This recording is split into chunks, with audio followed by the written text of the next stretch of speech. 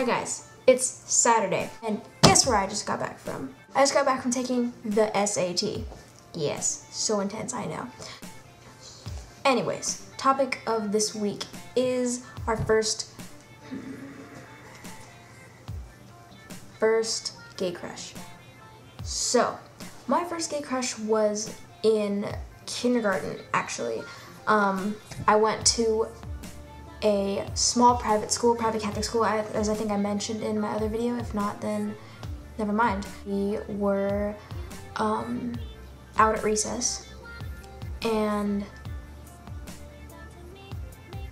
there was a group of my friends and stuff. They're all guys. I used to always hang out with the guys and stuff ever since I was a kid. Like, I never liked hanging out with girls because the stuff they did wasn't fun. Like, they didn't do anything interesting at recess. And I was like, you know, let's do this. I'm gonna play basketball. And I've always been short. I mean, I'm only 5'1" now. I've always been short ever since I was, a kid. So naturally, I didn't know how to play basketball. Everyone was playing, and I was, trying to get all into it, and no one would pass me the ball. So I got really upset, and I started crying. And there was a girl, and she was sitting out.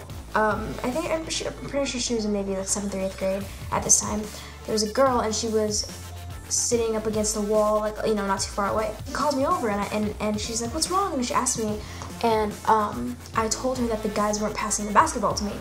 So she called over all the guys, and she was like, "You guys, why aren't you passing the ball to her? Like, she really wants to play," and telling them to, like, include me in the game or whatever. And I was like all tears and everything. I was crying because no one wanted to play, or no one wanted me on their team, and so they all ended up passing me the ball, and they kept passing me the ball, like to the point where I didn't want it anymore. And I was like, screw it, this is too much pressure. Can't do this. She introduced herself, and her name was Katie. And ever since then, whenever I would see her around school, I'd get super excited, and I would be like, "Katie, oh my God, hi!" And I would just, typical kindergartner.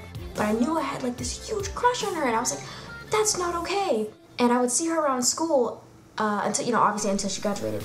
I never saw her again after that until there's a place down by my house, kind of a little like shopping little plaza area, and there's a restaurant there called Woodland Ranch or something.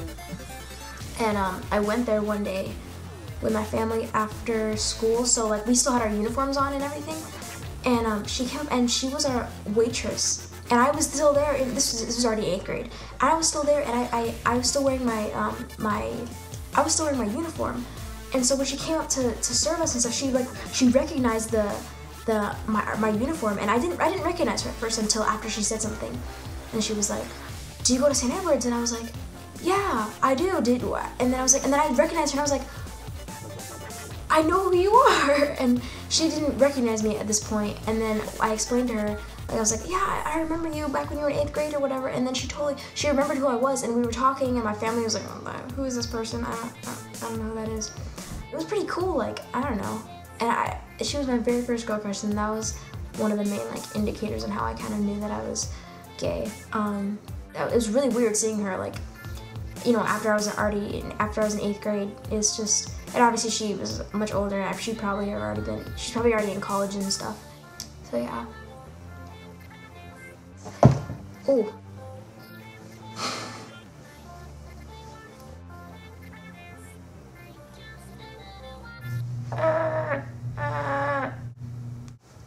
Okay. That's it.